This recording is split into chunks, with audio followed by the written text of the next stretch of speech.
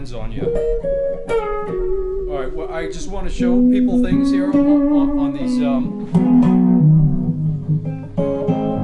these cabinets, okay? There's a lot of 10 ends out there with these cabinets, and Your standard cabinet? yeah, I'm texting all this to people, and it's a pain in the neck. I'd rather just put a video out so everyone can see this. It's a simple little thing, but it's pretty cool, okay? If you look under these cabs, these are the cabs that the 10 ends come with. Okay, they're perfectly balanced with the 10 end. They sound great. Those are the 90s? Yeah. Well, you want to call them 90s. They're really 80s. I'll explain that later. Oh, yeah, I forgot about that. But if you put these cabs on the floor, in some rooms it can really interfere with the low end, the frequency response, the balance on the low end, especially the bottom two strings on the guitar. Simple 4x4s. You know, Home Depot. You can live a lifetime and learn stupid little things every day, new things. And I discovered this with these cabinets a couple of weeks ago. And everyone I texted to tries it and goes, oh my God, the low end is just so much clearer. And it really is. It's just 4x4s, okay? Get them at Home Depot, cut them to 12-inch pieces. If you want to make them look nice like those, you paint them. The bottom of those have furniture sliders on them so I can slide the cabinets in and out. When you see furniture sliders on the top, there's no need for that. They're there because my floor's angled here, so that tips these amps back straight, okay? So, and if you put them on carpet, you need nothing, okay? But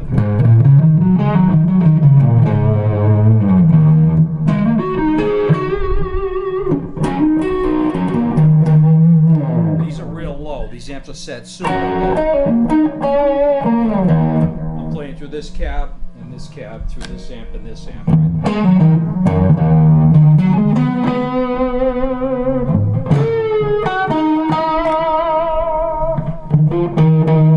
And it frees up the harmonics.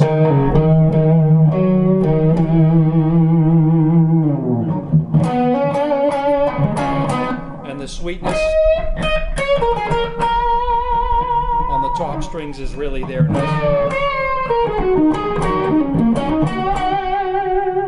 These cabs don't like any interference from the room. And if you would have put, that's just a Gain Master set real light. If you would have put the ADG on, or some kind of heavy gain or a fuzz or something,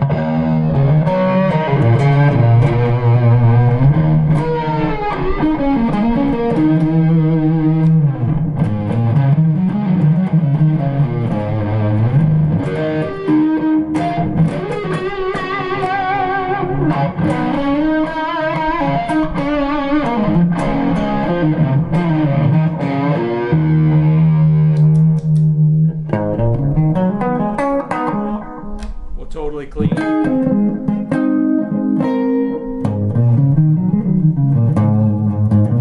The camera is probably not going to show you what's going on here, but believe me, if you try this,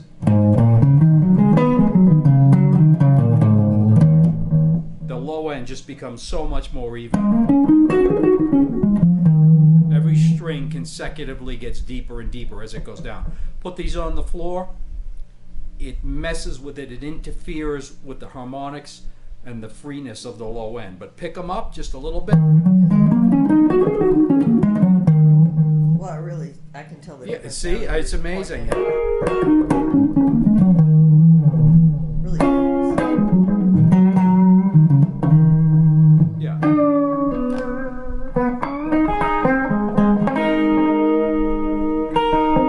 Yeah, I have something on. What do I have on? One of my favorite little tricks, right? The yellow thing? Yeah, it's a univibe set on vibe, not chorus, not the overwhelming Hendrix chorus sound.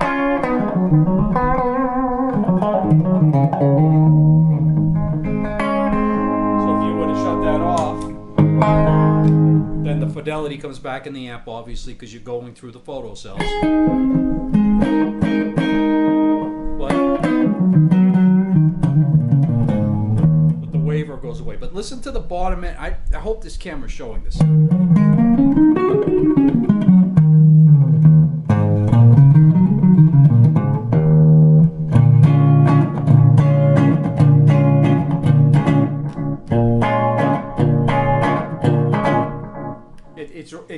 It's no matter what's going on in your room, if you just pick them up, it fixes everything.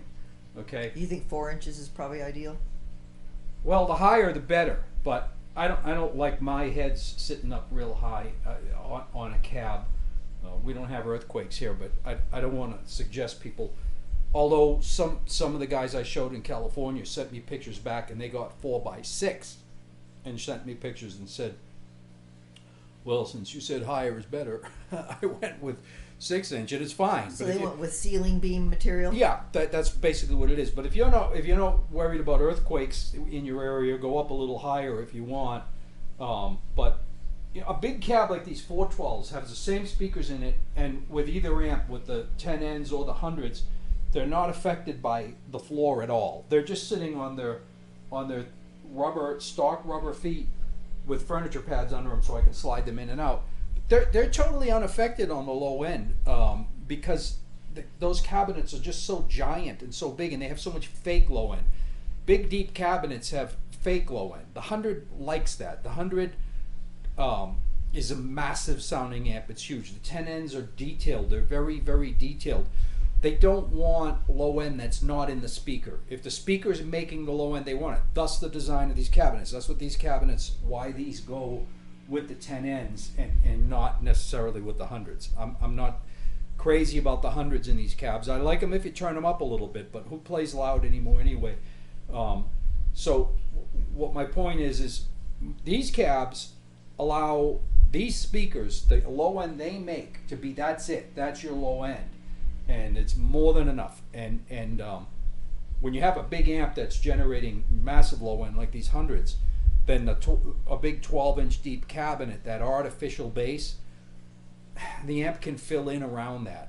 10Ns don't like that. The 10Ns don't want a job of filling in for fake low end. They reproduce the real low end of the speaker. So you put an EV, like in this cab, okay, an EVL on a 10N, you want it to be deep because an EVL makes tremendous low end. It makes huge bass, okay? So you can't put those in these cabs because these cabs are not deep enough for that kind of speaker. These cabs are specifically designed for the 10N. Everybody knows that. I'm not telling you anything you don't already know. I'm just telling you, pick it up and you'll go, oh, I didn't even know there was something missing, you know? It's just a little piece of wood under there. 2 pieces of wood. Yeah, you know, and it's not like I don't know this. I've been recording in studios my whole life, and we've always been putting amps up on milk crates and stuff. But then you go home and you just stick it on your floor. So no hockey pucking. No. I've been in studios so many times, and the engineer's like, Bob, you got to pick that amp up, you know, and sounds fine to me. And the engineer's like, no, you got to pick it up, put it on a milk crate, and you do. And so milk crate's quite a bit higher. You might not notice it because he knows, because the microphones are the floor is interfering with everything. Okay, you got to take the floor out of it. When you have a resonant cabinet like this, you got to get it away from the floor. The floor can't. Now, I used to always use hockey pucks, you know, because it especially if you got carpet, because even a deadens everything. Even a shallow carpet with a good thick pad under it, and the weight of one of these cabs are heavy. One of these cabs and a 10N on top of it. By the time the feet settle in, the carpet could be touching the bottom panel. Well, now not only do you have the floor interfering, but you've also deadened and muted the resonating bottom panel, which is a whole piece of the cabinet. Put a piece of insulation on the bottom. Yeah, so I used to always tell people just put hockey pucks under them, and I had forgotten about all my experience in the studios about getting amps up off the floor, and you know, I don't know, somehow you, like I said, you can learn new things every day that you already even know sometimes, but they just hit you like a brick, you know. You go in the studio, you pick it up, you come home, you stick it on the floor. Well, and a 412, I've never seen a 412 benefit from being lifted. It doesn't need it because it's not a resonant cabinet. The only thing that resonates in a 412 is the back panel. If you play that 412 with one of my extremely powerful amps, either this or this, and you're really cranking it, and you walk up and put your knee against it, you don't feel much. Put your knee against the back panel, you'll feel it. You walk up to my cabs, these cabs right here, while they're sitting out here like this, and you put your knee anywhere on this cab while you're playing, because you need two hands to play, right? So you put your knee on it, and it feels like a freaking vibrating machine. Okay? Oh, I remember the one time your glasses were like walking across. Yeah, they'll walk right across them. Yeah.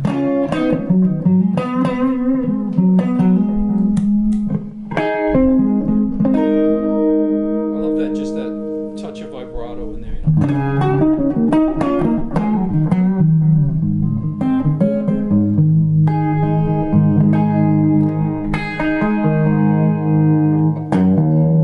I mean, that low end is so freed up now.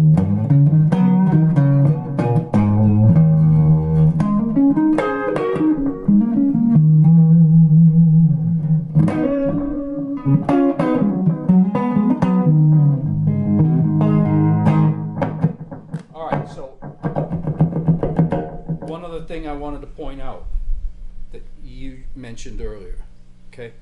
Let me put this guitar down. Got to protect the dirty bird. Yeah, you know, I mean, if I knew I was keeping this guitar forever, I would just put my sweaty arm right on it. But these guitars are being turned into guitars right now that I built, well, you know, extremely fine adjustments, and I like to keep them looking like beautiful. Keep them on brand new. I don't want case the you I don't want the sell big one. halo smudge being created there. So don't think I'm nuts for like putting this Putting over the my arm, because it's arm condom Yeah. on the guitar. it's summertime, and you know, so I'm not wearing long sleeve shirts. But anyway, Well, a shirt could have its own problem. Huh? you know how I said you learn something new every day? Okay. Well, we Alright. do. All right. Just move over here a minute, Michelle, because this room keeps getting smaller and smaller. I'm gonna need those speakers too. So Alright. so slide your chair over here, right over here.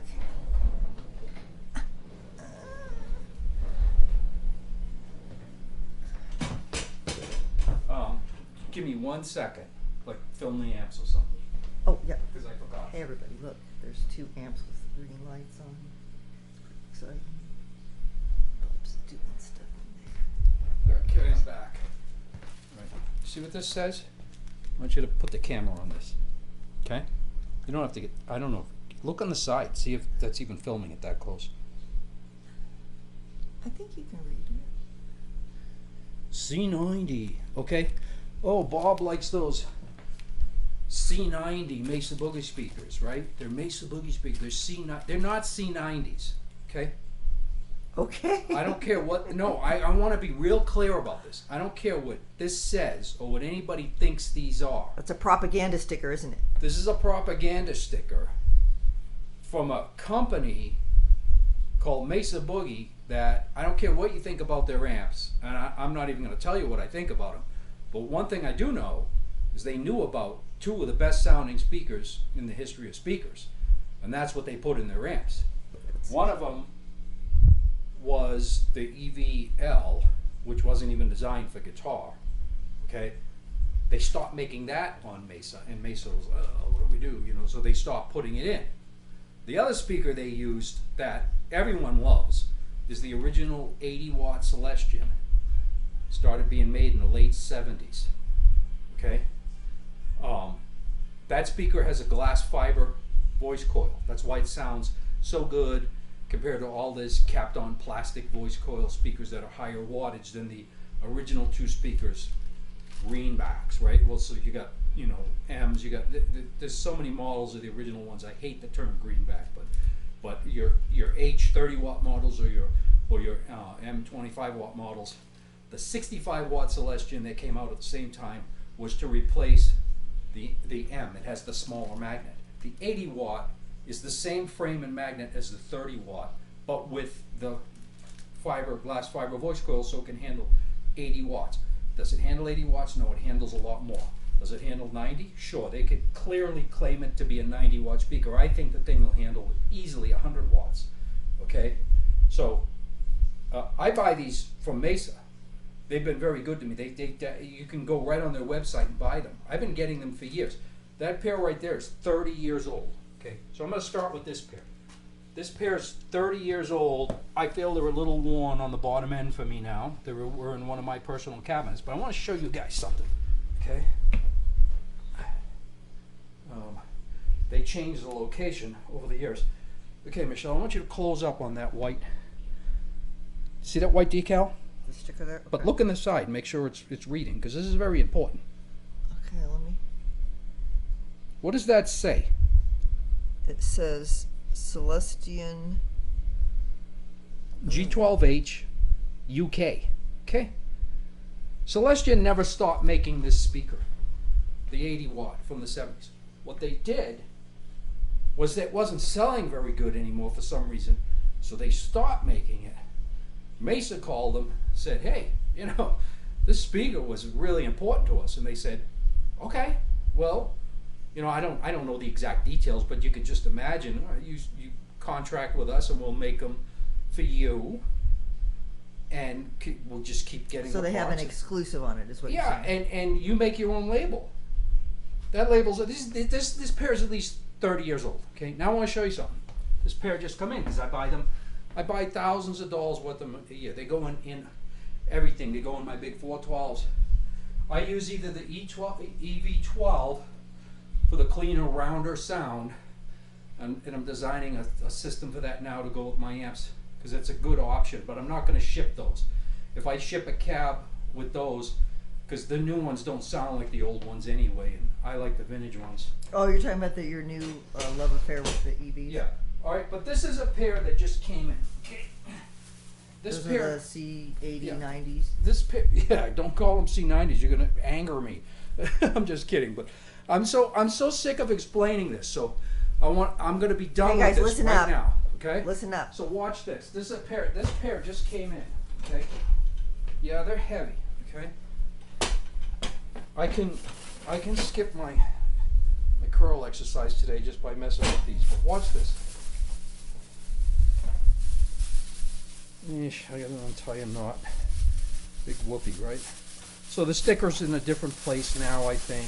I don't know. They move it around every year. I've been buying these for so many. You notice something here? You see that? You know why that looks like that? Because they send it to me like this, right out of the box from Celestion, and they'll send them to you like that too.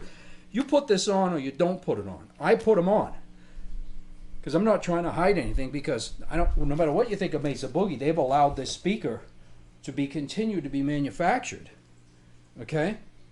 This is not a C90. This is not some like speaker that Mesa invented that I see people wanna turn the online. I camera don't like the upside C90, blah, blah. This is an 80 watt Celestion. Now, can you buy an 80 watt Celestion from someone other than Mesa? No. You can buy that piece of crap China one that, oh, it's upside down. So you can turn the camera over. I'm trying. Okay. I'll turn it over here. Hold on. No, it's okay. You sure? I did it. If they either see And you it or see they this don't. right here? Michelle, film this. That 80 watt piece of crap from China does not have that vent. What is? Oh, okay. That vent dissipates the heat and makes this speaker Same thing on there. handle the wattage. Yeah. What cone, what voice coil is in that Chinese 80 watt that people I know like Joe and all these guys use? Oh, by the way, Eric Johnson used these on Avia Musicom. Okay, that's what's in those cabs, and they're still in those cabs. And he takes them out when he does the tour for that show. Still, they do like a reissue tour of that show. This is part of that sound. Okay, I don't know what's in those, and I don't care, because they're not that much cheaper than getting them right from Mesa. And you know these are right because these are made at the Celestion factory in Celestion, just like your Heritage and all your more expensive Celestions, right? All their speakers have the 1777 cone. The cone's the same on all of them, okay? So, and this is the same cone that was on the ones in the 80s. There's nothing different. So that's what this is, okay? So just so that we clear that up, Bob likes C90s. Well, Bob likes late 70s Celestion 80s. Now, except for Bob really likes old vintage. What these were supposed to be the higher wattage version of, but those are all worn out, and they don't make one. What, that the cone, 65s? No. Is that what you're talking? Oh, I thought you mentioned this. The original 30s that I've just 30s. recently taken out of those cabs. Oh, But the speakers Hendrix and everyone used. Okay, but you can't buy those anymore. That's this cone. and they're all worn out. Well, if you buy original ones, they don't sound like they did on the records because they're worn out. They're no good. It's like They all sound flabby. they sound like a kazoo. If you don't believe me, listen to the guys. I'm not going to mention any names that are using them, recording records with them, and it's like, dude, your solo sound is now like some 5-year-old playing a kazoo. You know, I mean, they're just a mess. They're horrible sounding when they get old. Don't be mean, Bob. The cone gets all flappy. It's just not good. Okay, and so, you know, am I saying that a brand new Heritage copy of that isn't a good speaker, or the other guy that lives in this town that makes it using this same cone isn't a good speaker? No, that it's fine, but it's not going to sound like those. Those had long fiber paper cones that they don't even make paper like that in the world anymore.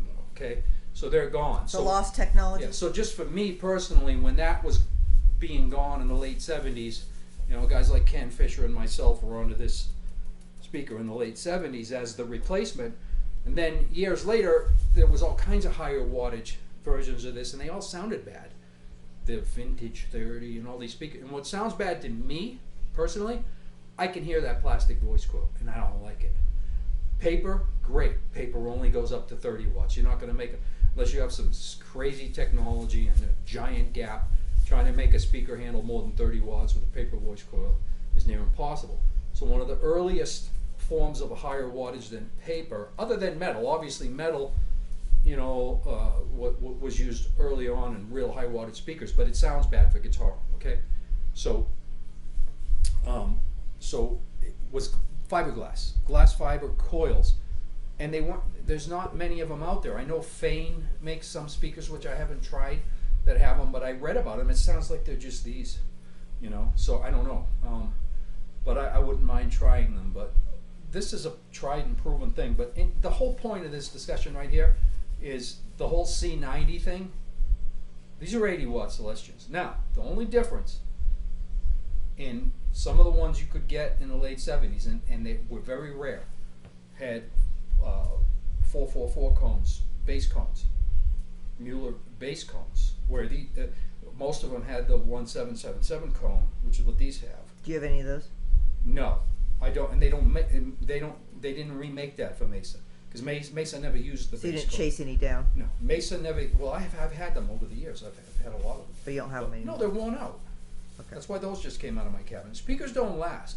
You know, one day I was over at, I don't know that I should mention names here. You could figure it out if you want to, okay? But I want to tell the story because it's cool. These guys, I do work for them, and not these days because I'm out here in Arizona, but they had just helped Fender do a reissue of a old Tweed amp, and this guy's name is going to go on it, and they're going to sell it. Yeah, you've already figured it out. Okay, so you know, and he hands me the speaker one day and goes. And this other friend of mine and says, look, look at the nice label they designed for the speaker for so and so's new Tweed, you know. And I'm looking at it going, oh, nice, Chinese 80. And he goes, boy, I can't pull anything past you, can I? And I'm like, no, I know what that. I'm looking right at it. I know what it is. It says 85 on it instead of 80 or 90. You just pick a random number, right? They fudge the number. But it's cool because it's going in a proprietary thing, and I understand all that. You know what I mean? I'm not like, I'm not judging anybody here for anything like that. I'm just telling you a story, right? So then I says to the other guy, who's the guy, right? I said, I'm just curious why you don't use the good one. That you can, like I'm wondering if he doesn't know about this speaker. You know, the one you get from Mesa. And his answer actually was really cool. It taught me something that I know this about old speakers, right? But it was refreshing to see it from his perspective, because this is a man that's playing huge venues with 4 of these amps lined up, with 2 of these in each amp, cranked up to 8 every night on a tour for a long time. You want to find out what a speaker does and how it holds up? Put it through that, okay? All this talk about breaking in speakers. This is going to turn into a good speaker Put the video. speaker's feet to the fire is what you're saying? Yeah, okay. A speaker needs to be broken in. A speaker doesn't need to be broken in like this, okay? It needs to be broken in. Then there's a window of when now all of a sudden the low notes are flub and the speaker's garbage, okay? So then you switch out the So speaker. what his answer to me was, you know why I don't use those? Well, obviously I thought, well, because you don't have a thing with Mesa, because you don't, what do you call it, endorsement with Mesa, but you do, and now Gibson owns Mesa, so now he probably does, because he... Fender and Gibson. Yeah, Fender and Gibson he's endorsed with, but not Mesa, because he doesn't use Mesa's amps, right? So that's what I thought he was going to tell me. Oh, Fender now owns Mesa? No, Gibson owns Mesa. Oh, Gibson. When we get the bill for these speakers, it says Gibson International right on it. Okay. So anyway, that wasn't his answer. His answer was because we change them after every 11 shows. And I said, 11 shows? They break in pretty good and then they break 11 out. like really? And he goes, yeah, then they sound bad. Because that's the average, I just call it at 11. And Rick changes them for me. Ooh, I mentioned a name. So We have to redo the video now. No, it's good, it's all right. So anyway, you know, as That's you see how long these, they last when you're putting them through that. yeah, you see these were in this one for, a long time, like, I don't know, Years. 25, 30 years. Okay. they were my main, that was my main 10N cab. And about a year and a half, I think about a year ago, I finally said, that's it, the low end it's just garbage on this cab now. Because that happens, okay? And so I put a fresh set in that had been in there for And a you year. don't play them that loud usually, so they last a long This time. pair is about 20 years old and they're done now. I don't use this cab because I got to pull them out. This is a fresh cab. That's why I'm running this one with that one. But anyway, So we're talking about speakers having a lifespan. speakers have a lifespan, all of them. A big EV that they don't make anymore that you can get, like this one. Okay, this is a monster speaker, okay. This has a totally different kind of voice coil and cone. If that cone looks decent, that speaker will sound decent, okay? Because that's a very thick piece of paper with a cloth surround. How old is that thing? This I haven't dated this one that I just got, but I'm betting that this speaker is 1984 through 86. This is a 30-pound. It's heavy. You know, you put two of these in the cab and it's brutal. These have a totally different sound than that, but if you have 1 amp on these, That's the one that's in yeah, there Michelle, now? Yeah, Michelle. If you have 1 amp on these and 1 amp on those, they love each other. As different as they are, these are two of the greatest speakers ever. And that's what I meant by Mesa knew that. Okay? A lot of other people knew that too. A guy named Alex that built amps that go for a shitload of money now. Oh, okay. Yeah, he knew it too. So these are good, and these are good, and But the they're 60 heavy as all and heck, the huh? 65s are a lot of people that favored the M model original Celestions, like the 65. People that favored the 30s, like Hendrix and Jimmy Page and all those guys favor the 80s. Eric Johnson favors the 80s, you know. So anyway, it turned into, for my guys, prop your cabs up, try it, and I mean in your house it might not make a difference. I don't know. All I know is in here, it's a Go to huge Home difference. Depot, have them chop you off some 12 Oh inch no, pieces. here's the thing, real quick. Go to Home Depot, right?